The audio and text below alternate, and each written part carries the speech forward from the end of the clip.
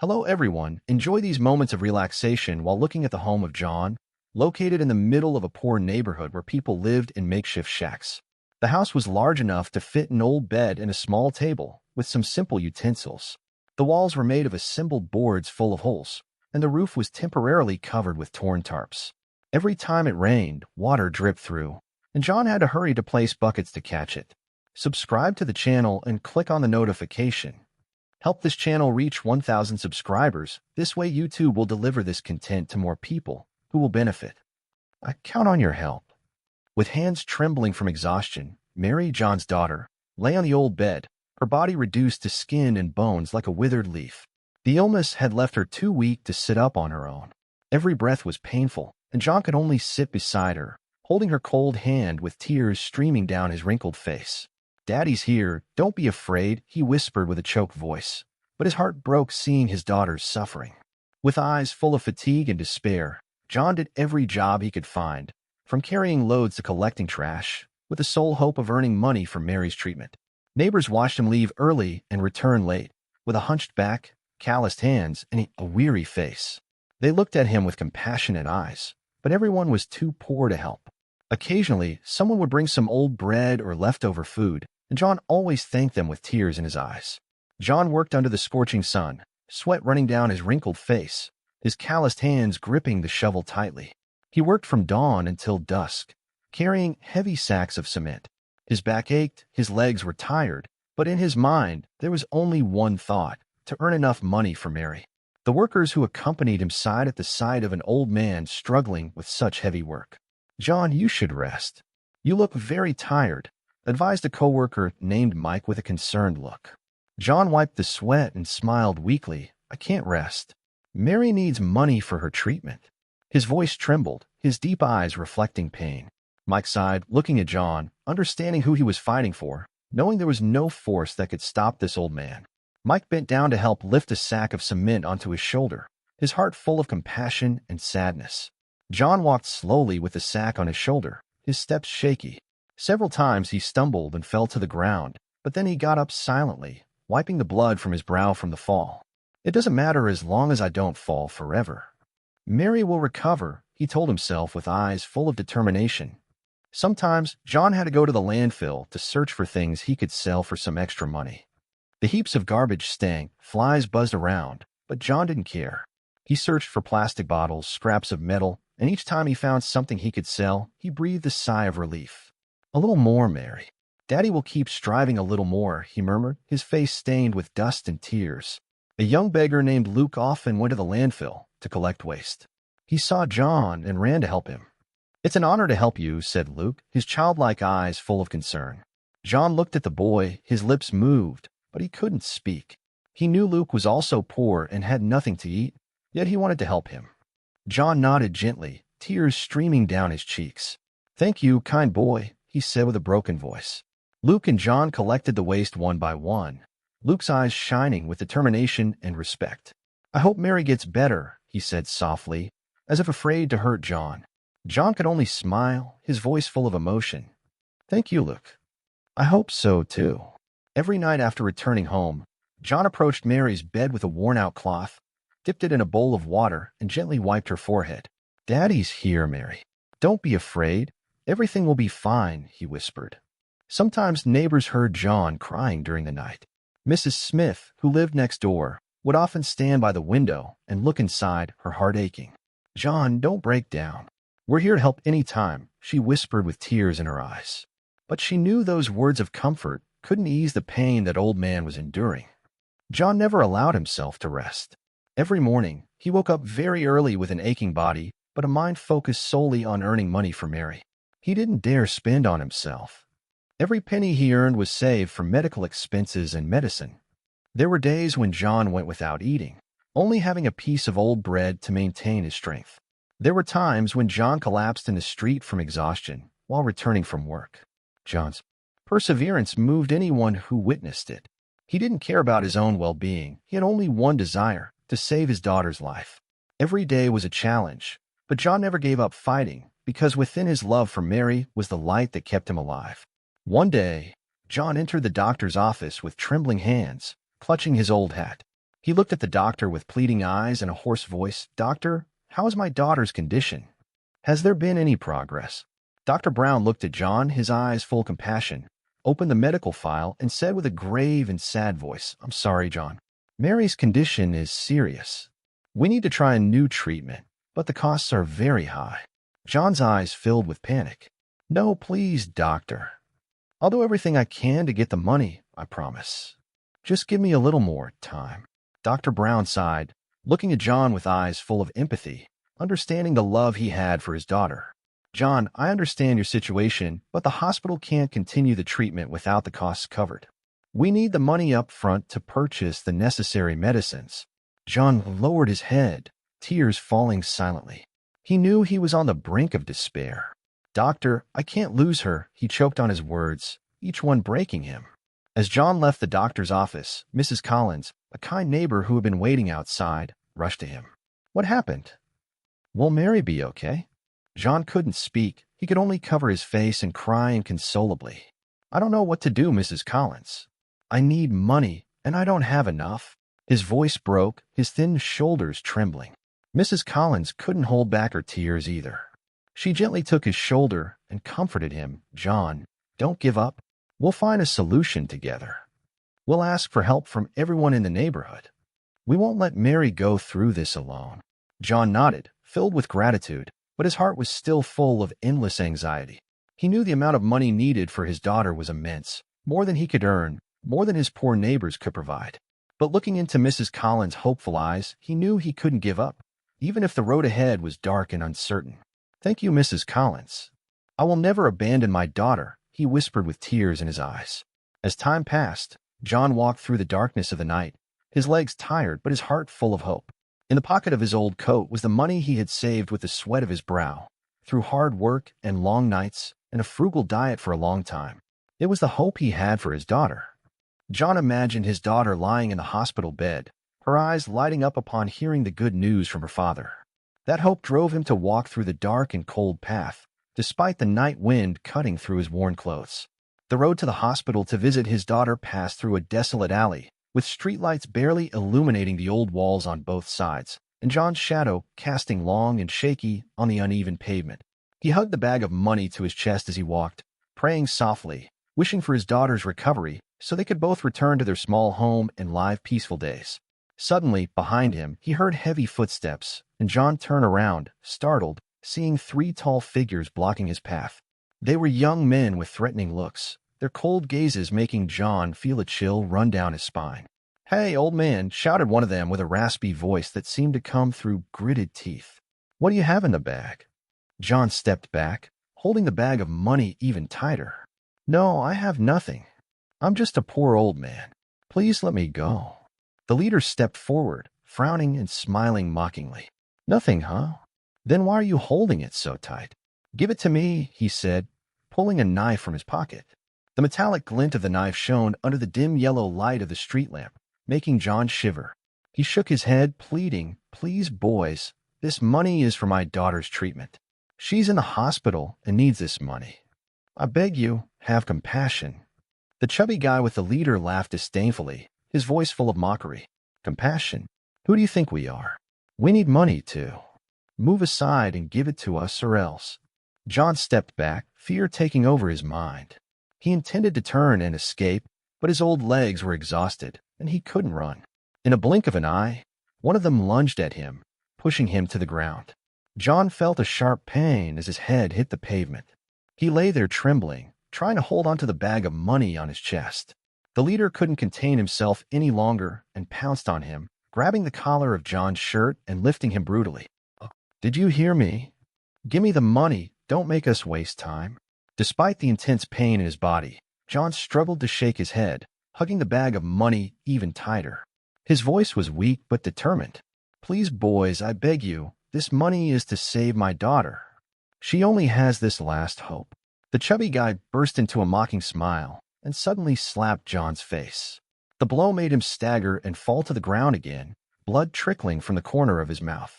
The guy looked at him with disdain and spoke with sarcasm. "Old man, you're a fool. Do you think we'll pity you? We have our own lives, too." John lay there, the pain overwhelming him. His eyes closed, and then he turned to the other two. "Let's go, we're done here," he ordered. And the three of them turned and quickly walked away, taking all the money John had saved with his sweat, tears, and sleepless nights. John lay there on the cold pavement, his body curled up, his eyes clouded with tears. He felt his heart shattered, as if 1,000 knives had pierced it. He had done everything possible, worked so hard to gather that money, but in an instant, everything was gone. No money, no hope. How could he save Mary now? John used the last strength he had to try to get up, but his old legs couldn't support his body, and he fell again, his trembling hands trying to grasp the ground.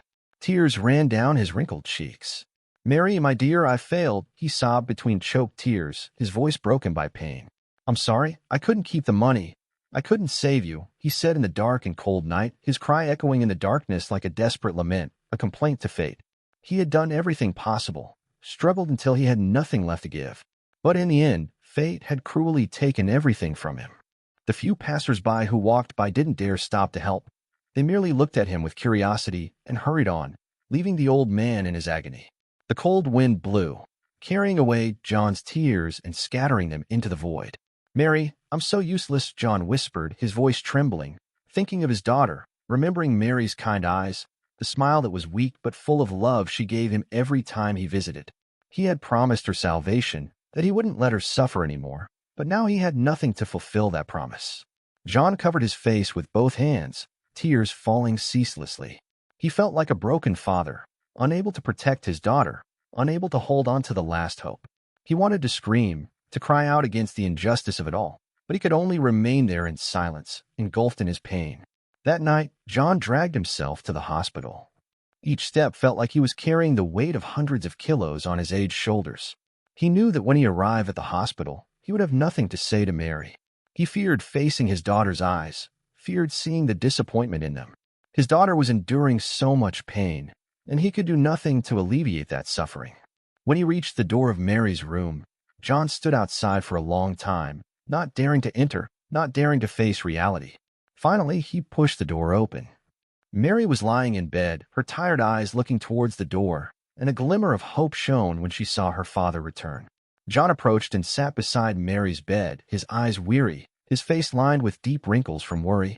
That day was probably the most desperate of his life.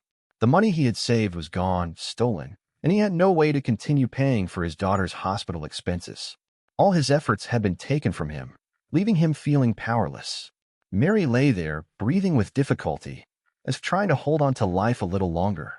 John could only hold his daughter's hand and pray for tomorrow. Soon, the door to the room opened softly, and a man in a white coat entered. It was Dr. Thomas, who was treating Mary. Dr. Thomas saw John, who appeared deep in thought, then approached and placed a hand on the old man's shoulder. John was startled and looked up at him. "Mr. John, may I speak with you for a moment?" Dr. Thomas's voice was gentle and warm. John nodded slightly, trying to smile despite his anxiety. "Doctor, I'm sorry I couldn't pay the hospital expenses," he said sincerely. Dr. Thomas looked into John's eyes, then lowered his gaze full of compassion. "I understand your situation, John. During these days, I've seen the effort and unconditional love you have for your daughter, especially last night when Mary was asleep.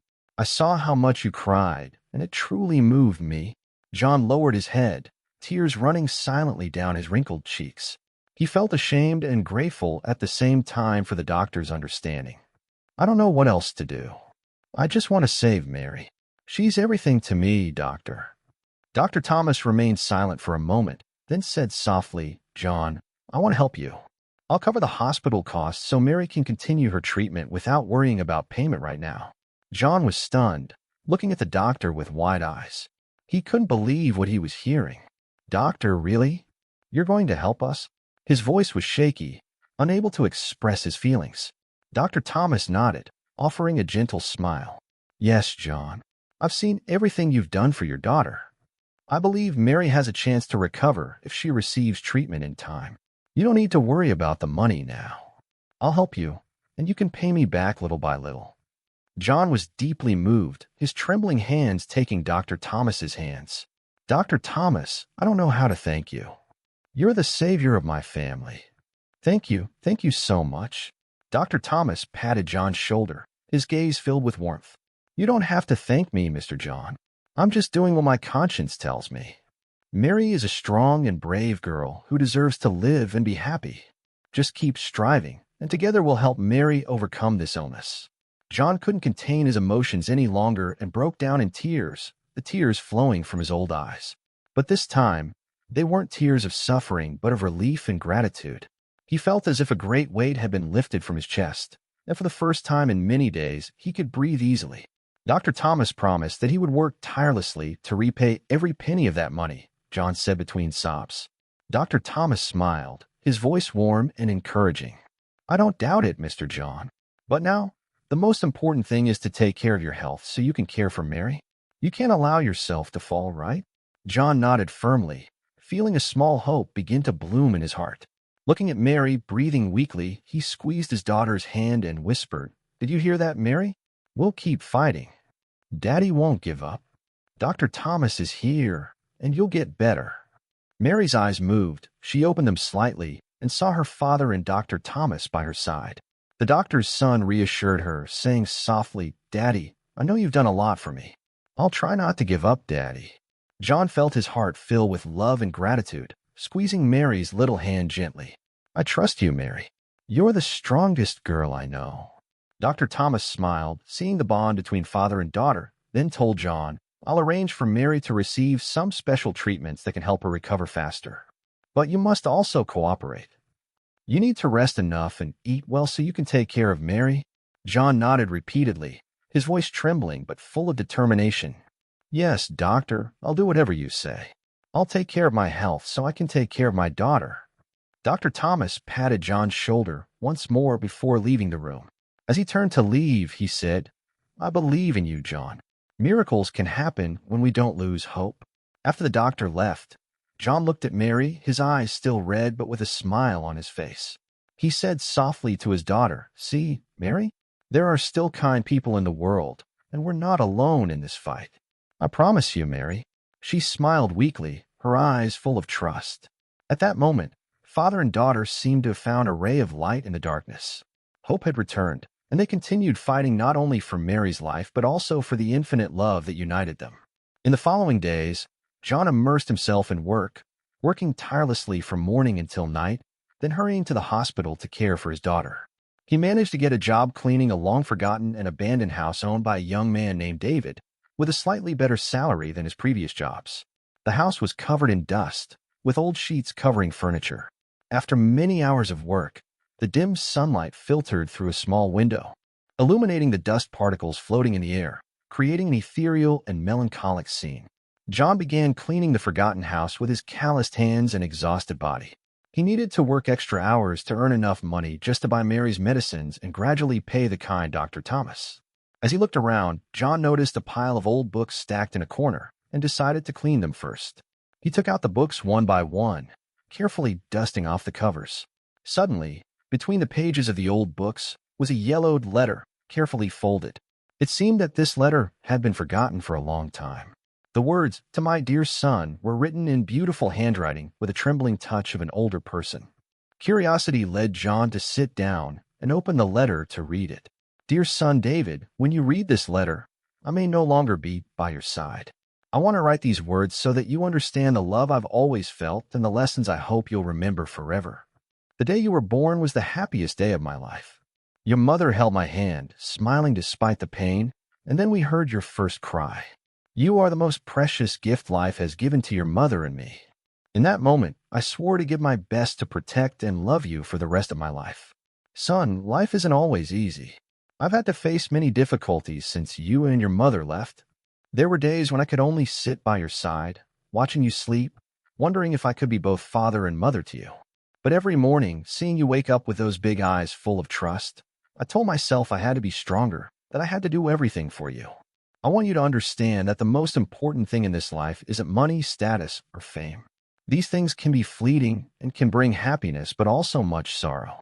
More valuable than anything you can have is love and the bond that always surrounds you. Live with kindness, love those around you, because I believe you'll be someone who makes the world a better place, even if only in small ways. Remember the times you, your mother, and I planted trees in the backyard. You laughed with joy as we watched the young tree grow, and bear fruit. You understood that trees, like people, need love and care to grow. You loved those young trees just as I loved you. Now, I want you to remember that every person you meet in life needs love and kindness. Never let your heart dry up like a tree without water. I've hidden a treasure here. It's not gold or money, but the memories of your mother and me. These are small objects, but they contain all the love your mother and I feel for you. I want you to find them not to become rich, but to understand that love and memories are things that never fade, no matter how life changes. Remember, you'll never truly be alone. I'm always with you in your heart, in every memory, and every lesson you've learned. Be strong, as you've always been. I hope you find happiness, even in the smallest things. Cherish every moment you have, and remember that my love will always be with you. You are my pride, and I'll always be watching over you from a distant place. Dear son David, live fully. I love you forever, Dad Edward. John finished reading, feeling his eyes well up with tears. Those simple yet sincere lines made him unable to contain his emotions. He saw his own image and that of Mary in every word the father had written. Unconditional love, silent sacrifices, and the perfect desire to see his daughter happy. John stayed there for a long time, holding the letter tightly in his hand. His heart seemed to be burdened by love and sacrifice, and also by the pain he had endured and continued to endure for Mary. He realized that, just like the father in the letter, he was willing to do anything to protect his daughter, no matter how long life took. But at the same time, he felt there was something special about that letter. The father had mentioned a treasure he had left for his son. John and Mary, in the despair that enveloped their lives, with hearts full of emotions, decided to continue the search. He didn't know what awaited him, but he understood that he couldn't sit idly by and let the opportunity pass. Whatever that treasure was, he hoped it could bring Mary a ray of light, a new hope in these dark days. Carefully folding the letter, he placed it in his chest pocket, his eyes shining with a glimmer of hope. Even a faint glimmer was enough to keep him going. John entered the backyard where the instructions from Edward's letter had led him. Before him was a corner of the garden overgrown with weeds, growing abundantly and occupying the path. John was tired but full of hope. This might be his last chance to save his daughter. John took the spade and began digging in the spot the letter had indicated.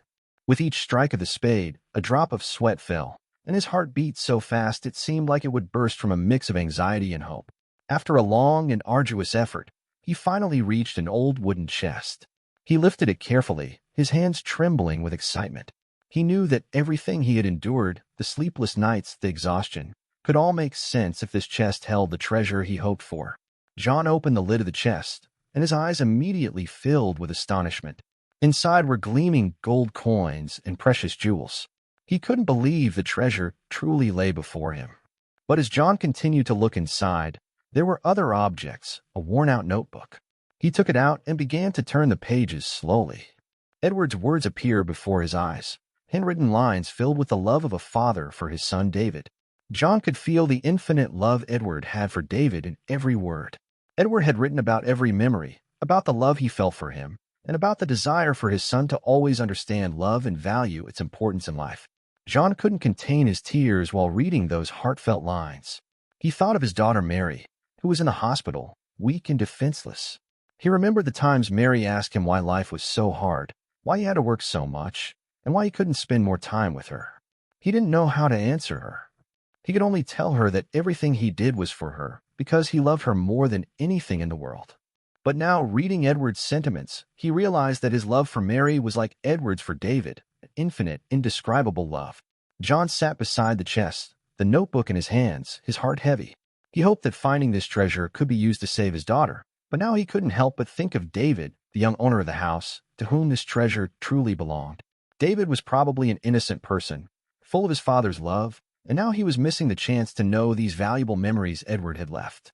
John's tears fell onto the pages, smudging Edward's words. He cried not for the exhaustion or hardships he had endured, but for feeling powerless. He didn't know what to do. If he kept the treasure, he could save his daughter, and Mary would have a chance to live, and she wouldn't have to suffer so much. But if he kept the treasure, he would be stealing the values Edward had left for his son David, who would never know his father's love. John sat there, alone in the garden, tears falling like rain. He felt his heart torn between two choices, the love of a father for his daughter and the honesty of respecting another father's love. John had thought that all he had to do was find this treasure and everything would be fine, but now he realized it was more difficult than any hard work he had ever done. The lines of Edward's notebook appeared before John's eyes like the loving messages of a father to his son. John could feel Edward's heart, wanting David to understand the true treasure wasn't in the gold or jewels, but in the love, kindness, and spiritual values he had imparted. John knew that if he kept this treasure for himself, he would betray those values, becoming a person who couldn't live in harmony with his heart. John looked up at the sky, tears continuing to flow ceaselessly. He remembered Mary's small face, knowing that the love he felt for her couldn't be measured in gold. He knew Mary would also understand that her father had done everything possible for her and that his love for her was priceless.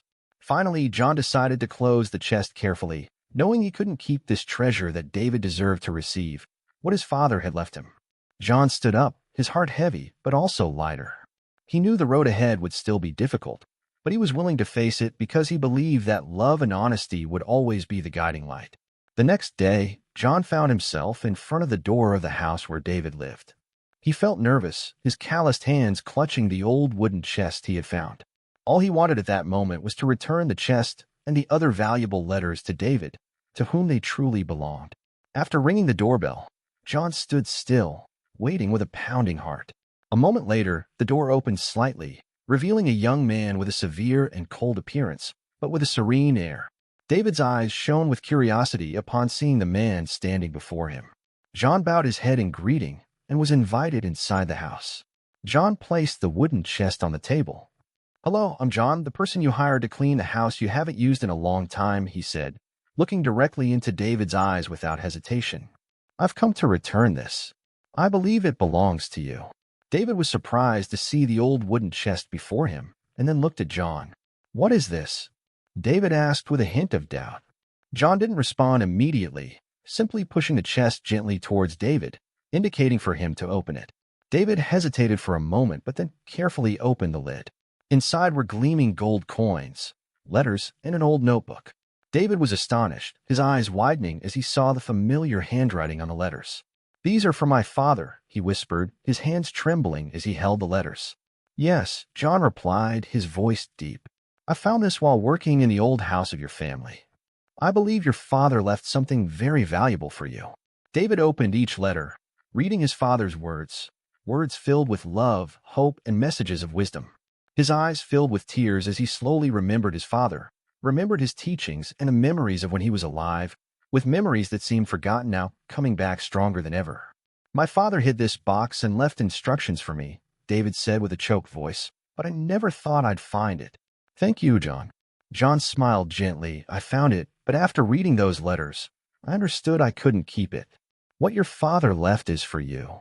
David looked deeply into John's eyes and saw no greed or ulterior motive but sincerity and respect. David felt that the man before him expected nothing in return, but simply wanted to do what his conscience dictated. David, with a now softer voice, said, "My father always told me that true wealth isn't in money but in love and sincerity. Today, meeting you, I feel that more clearly than ever." John nodded, his eyes reddened. "I am a father too, Mr. David. I understand that all a father wants is for his child to be happy and know love. Your father was the same." David looked at John with tears streaming down his cheeks, feeling his heart fill with gratitude and emotion. He approached John, took his calloused hands, and said, "Thank you, Mr. John. Thank you for returning these memories. You didn't expect anything from me, but I want to help you. I feel you've gone through many difficulties." John shook his head, his eyes still full of tears. "I need nothing, Mr. David. Knowing I did the right thing is enough for me." David smiled, a sincere and heartfelt smile. "But my father wanted me to share the good things he left behind, and I believe helping others is a way to honor him." He looked into John's eyes and said with sincerity, "I really want to help you, Mr. John. Let me have that opportunity." John stood there, unsure of what to say. He could feel the sincerity in David's voice, and his heart melted with emotion. He couldn't hold back the tears any longer, and they began to fall like a release after so much hardship. "My father always taught me that kindness should be shared, and I want to share the kindness you've shown me today," David said, his voice trembling with emotion. "Please let me help you. Subscribe to the channel and click on the notification.